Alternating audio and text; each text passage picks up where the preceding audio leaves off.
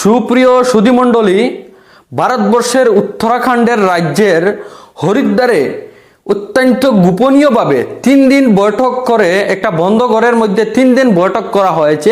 তথাকথিত কিছু হিন্দু সন্ন্যাসী, সাধু সন্ন্যাসী এবং বিজেপির নেতারা তারা গোপন বৈঠক করেছে, গোপন পরিকল্পনা করেছে যে ভারতের মুসলমানদেরকে কিভাবে গণহত্যা করে, নিধন করে কিভাবে ভারতকে হিন্দু রাষ্ট্র বানানো যায় এ নিয়ে তারা একটা গোপন বৈঠক করেছে। আপনারা স্ক্রিনে দেখুন, আমি আপনাদেরকে সেই ভয়ানক তাদের বক্তব্যগুলি আপনাদেরকে দেখাচ্ছি। যে বক্তব্যগুলো, যে গোপন বৈঠকের যে বক্তব্যগুলো ভাইরাল হয়েছিল, সেই ভাইরাল বক্তব্যগুলো আপনাদেরকে শোনাচ্ছি, আপনারা শুনুন। शपथ लेते हैं, वचन देते हैं, संकल्प लेते हैं, अपने अंतिम प्राण के क्षण तक इस देश को हिंदू राष्ट्र बनाने के लिए, बनाए रखने के लिए, आगे बढ़ाने के लिए लड़ेंगे, मरेंगे, जरूरत पड़ी तो मारेंगे। काम आने वाली है। लड़ाई में जीतता वो है जिसके हथियार शत्रु से ज्यादा ताकतवर होते हैं। झूठी बातों में बच्चों फंस मत जाना। ज्यादा से ज्यादा बच्चे और अच्छे से अच्छे हथियार, यही तुम्हें बचाने वाले हैं। हम केवल साथ खड़े हैं और वो भी कितने दिन कोई नहीं जानता।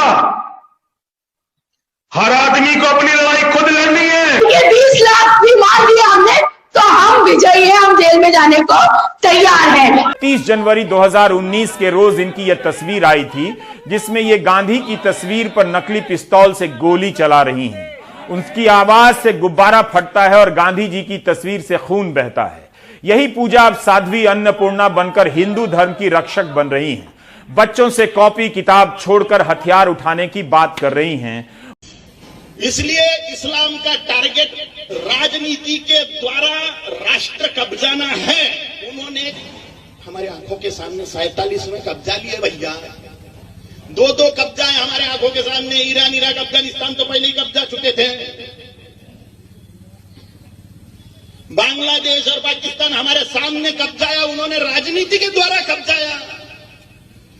और महाहरामी वो मोहनदास करमचंद गांधी ने सत्यानाश पेल दिया। और नाथुराम गोडसे जी को नमस्कार है, मार डाला वो हरामी को।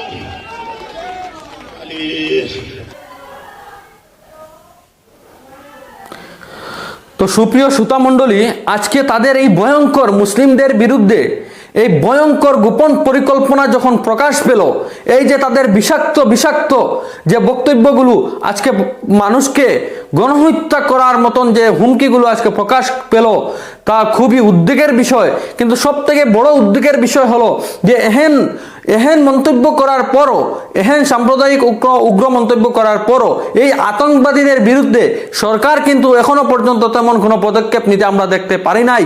এতে কি প্রমাণ করেছে? সরকারের এই নীরব ভূমিকার কারণে এই ধরনের কর্মকাণ্ডে কিন্তু আরো উৎসাহ পাচ্ছে এরা। এবং আমরা আজকে আতঙ্কগ্রস্ত, আজকে আমরা উদ্বিগ্ন, কারণ ভবিষ্যতে যদি তারা এইভাবে আমাদের উপর গণহত্যা চালায়, তাহলে এমন মনে হচ্ছে যে প্রশাসন এখন যেভাবে নীরব ভূমিকা পালন করছে, ঠিক তদ্রূপভাবে তারা এইভাবে নীরব ভূমিকা পালন করবে। তাই আমি আমার মুসলিম সমাজকে, মুসলিম যুব সমাজকে আমি আহ্বান করব যে আপনারা নিজেদের আত্মরক্ষা করার জন্য আপনারা তৈরি হন। এবং আমরা কখনো ঘৃণা ছড়াবো না, আমরা কখনো কাউকে মারার কথা বলবো না, বরং আমরা সংবিধান যে আমাদেরকে আত্মরক্ষা করার অধিকার দিয়েছে, সেই আত্মরক্ষা করার জন্য অবশ্যই আপনাদের সবাইকে সজাগ এবং সচেতন হতে হবে। আজকে হিন্দুত্ববাদের নামে এই যে অপকর্মগুলো চলছে, আজকে প্রশ্ন হয় তাহলে কি হিন্দু ধর্ম মানুষকে, নিরহ মানুষকে এইভাবে গণহত্যা করার অনুমতি দেয়, এইভাবে গণহত্যা করার জন্য উৎসাহ দেয়? তাহলে এরা কেন আজকে ধর্মের নাম নিয়ে এই ধরনের হিংসা তারা ছড়াচ্ছে?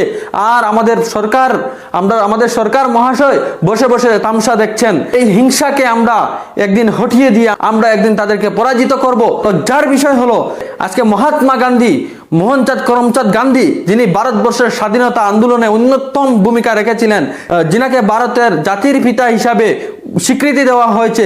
এহেন একজন ব্যক্তির, মহৎ ব্যক্তির বিরুদ্ধে আজকে এই নাথারাম গডসের উত্তরসূরিরা তারা কিভাবে বিরূপ মন্তব্য করেছে, এত খারাপ এবং নোংরা মন্তব্য করার পরও আজকে এদেরকে গ্রেফতার করা হচ্ছে না। দুই একজনের বিরুদ্ধে মামলা করে সরকার দায় এড়াতে চাচ্ছে।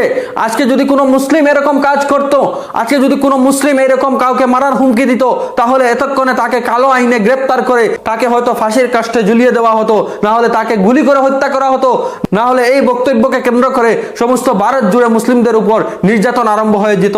কিন্তু আজকে তারা এত কুমন্তব্য করেছে, এত বড় সাম্প্রদায়িক উস্কানিমূলক মন্তব্য করার পরও আজকে সরকার বসে বসে সবকিছু দেখছে। আজকে কোনো মুসলমানদেরকে দেখা যায়, নিরহ মুসলমানদেরকে দেখা যায়, নিরহ মানুষদেরকে দেখা যায় মিথ্যা মামলায় ফাঁসিয়ে কালো আইনের মাধ্যমে দিনের পর দিনে জেলে পুড়ে রাখা হয়। আর এই ধরনের আতঙ্কবাদীদেরকে যদি কখনো বা গ্রেফতার করা হয়েছে, তারা দু একদিনের ভিতরে তারা বেল পেয়ে যায়। এই হলো আমাদের ভারতের সুশাসন, আমাদের মোদিজির সুশাসন।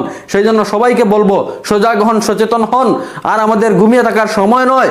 এইভাবে যদি হুমকি দেওয়া হয় আর সরকার যদি বসে বসে খেলা দেখে, তাহলে আমরা ভরসা কার উপরে রাখবো? আমাদের ভরসা একমাত্র আল্লাহ পাকের উপর রয়েছে।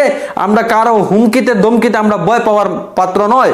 এই ভারতবর্ষ মুসলমানদের রক্তের বিনিময়ে স্বাধীন হয়েছিল, এবং এই ভারতবর্ষ থেকে কেউ আমাদেরকে হুমকি দুমকি দিয়ে বিতাড়ন করবে, আমাদেরকে হত্যা করবে এবং ভারতকে হিন্দু রাষ্ট্র বানাবে, তা আমরা কখনো হতে দেব না, এবং তা আমরা কখনো মেনেও নেব না। এই ধরনের কর্মকাণ্ডকে আমরা তীব্র নিন্দা এবং ধিক্কার জানাচ্ছি এবং সবাইকে সজাগ এবং সচেতন হওয়ার আহ্বান জানাচ্ছি। ধন্যবাদ। জয় হিন্দ।